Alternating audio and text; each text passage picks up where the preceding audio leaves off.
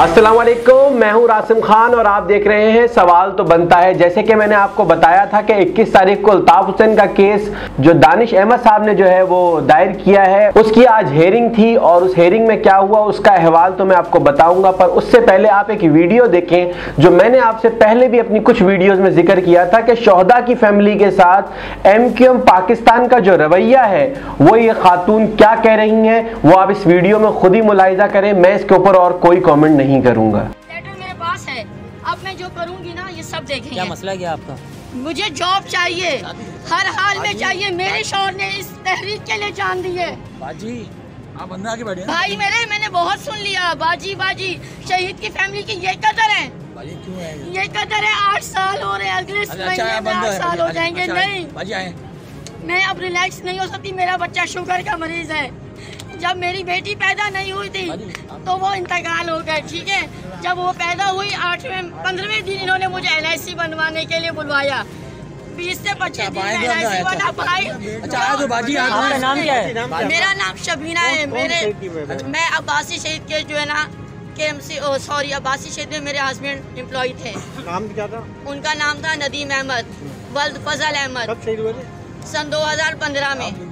मेरा एक बेटा था 2.5 साल का और उसके बाद मेरी बेटी हुई है।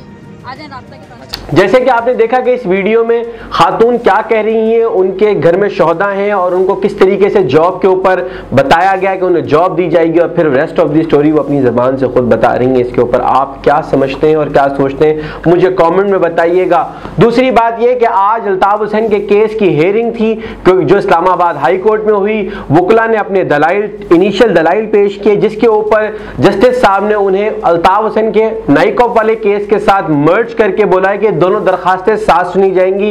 अब ये देखना है कि अल्ताफ हुसैन को इस वाली हेयरिंग में कितना रिलीफ मिल सकेगा, क्योंकि अब 2 पिटीशंस एक ही दिन समाअत के लिए मुकर्रर हैं और एक ही जज साहब के पास मुकर्रर हैं। तो अब ये आने वाले दिनों में पता चलेगा कि इस केस में किस तरह की पेशरफ्त हो रही है। उनके वकला ने अलबत्ता और जो दानिश साहब है उन्होंने भी मीडिया से बात की है। वो मीडिया से बात करते हुए क्या कह रहे हैं ये आप लोग मुलाहिजा कीजिए। बेसिकली ये पिटीशन फाइल की गई है जो मीडिया बैन है MQM के सुप्रीम जो लीडर हैं अल्ताफ हुसैन उनसे रिलेटेड। उसमें आज कोर्ट हेयरिंग थी और कोर्ट हेयरिंग में एक जो हमें ऑर्डर किया गया एक डॉक्यूमेंट था पैमरा का related to that media ban. वो हमें कहा गया कि वो प्लेस कर दें रिकॉर्ड पे और अल्टीमेटली इस केस में भी जो है वो फिक्स हो जाना है नेक्स्ट रिट पिटीशन के साथ जो कि मोहसिन अख्तर कैनी साहब के पास पेंडिंग है होना चाहिए। देखें बात ये है सर कि एक तो वो उस बंदे का अपना फंडामेंटल राइट है, वो एक सुप्रीम लीडर है एक बहुत ही मकबूल पार्टी के, तो उनका अपना भी हक है कि वो अपने जो पार्टी वर्कर्स हैं जो अवाम है उन तक अपना मैसेज कन्वे कर सकें। उसके अलावा जनरल पब्लिक का अपना राइट है जो 15 से 30 मिलियन लोगों को रिप्रेजेंट कर रहे हैं और हर जनरल इलेक्शंस में एक कंसिडरेबल जो वोटर्स हैं वो उन्हें वोट करते हैं। वो हैदराबाद कराची सिंध की एक पॉपुलर जो है वो जमात है और वो इतने ज़्यादा वोट हासिल करते हैं। उनका वोटर्स का ये बुनियादी हक है कि वो अपने लीडर की बात को सुन सके। वो इंतज़ार करते हैं अपने लीडर को सुनने के लिए।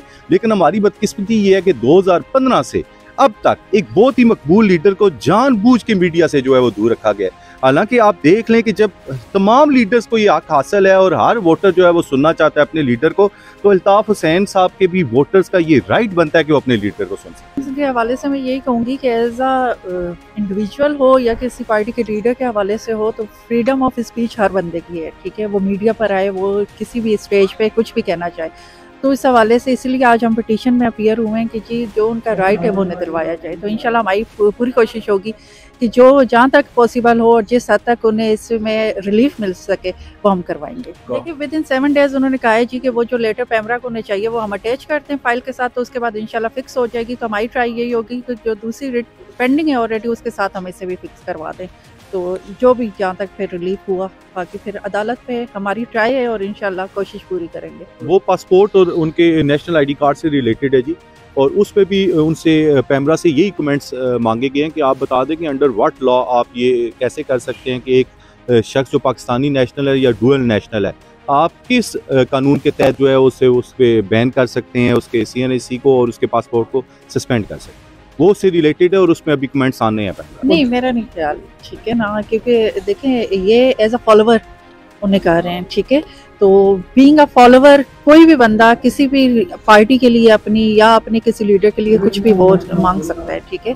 तो इंशाल्लाह देखते हैं आगे, फिर 12 के लिए फिक्स होती है या उससे पहले फिक्स होती है तो वो आपसे फिर इंशाल्लाह इन टच रहेंगे तो आपको बता देंगे। जी, जो मैं कहना चाहता था वो आप ही ने बोल दिया कि जिस तरह जो तारीख में देखने को नहीं मिला, मतलब मियां मोहम्मद नवाज शरीफ हो गए या इमरान खान हो गए, इन लोगों ने बहुत कुछ कहा, लेकिन इन लोगों को दिखाया जाता है, लाइव दिखाया जाता है और इन पर से फौरी पाबंदी भी हटा ली जाती है। तो अल्ताफ हुसैन भाई ने ऐसा कोई भी कसूर नहीं किया था, और जो किया था उस पर भी उन्होंने बाकायदा रिटर्न में माफ़ी मांगी और हर इदारे से, हर महकमे से और पाकिस्तानी आवाम से माफ़ी मांगी। तो बस मेरा यही मौक़िफ़ है कि अल्ताफ भाई से पाबंदी हटाई जाए, तो और बाकियों की तरह जो है उनको भी चैनल्स पे और मीडिया पे दिखाया जाए और उनकी तकरीर और तस्वीर पे से फौरी तौर पे से पाबंदी खत्म की जाए। नाज़रीन, आपने मुलाहिजा किया कि मीडिया से बात करते हुए उनके वकला क्या कह रहे थे, और मेरा आप लोगों से फिर वही सवाल और छोड़ के जा रहा हूं, क्या अल्ताफ हुसैन साहब को आइन और कानून में दिया हुआ हक मिलेगा? क्योंकि वो पाकिस्तान के नेशनल तो है, ड्यूल नेशनल है, पर पाकिस्तान के नेशनल है और वो पाकिस्तान की सियासत में काफ़ी वक्त तक फ़ाल रहे।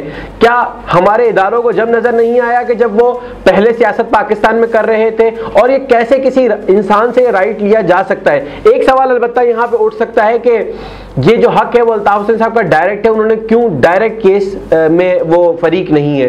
पर इसका जवाब दानिश साहब ने दिया है और बड़ा मुतमईन बख्श जवाब भी दिया उनके वकला ने। वो इसके ऊपर जो कहते हैं, अपना पॉइंट ऑफ व्यू रखते हैं, वो उन्होंने कोर्ट के आगे अलबत्ता रख दिया है और वो आगे भी रखते रहेंगे। बस आज के लिए इतना ही, मैं आपसे मिलूंगा अगले प्रोग्राम में, जब तक के लिए दिए मुझे इजाजत, अल्लाह हाफिज।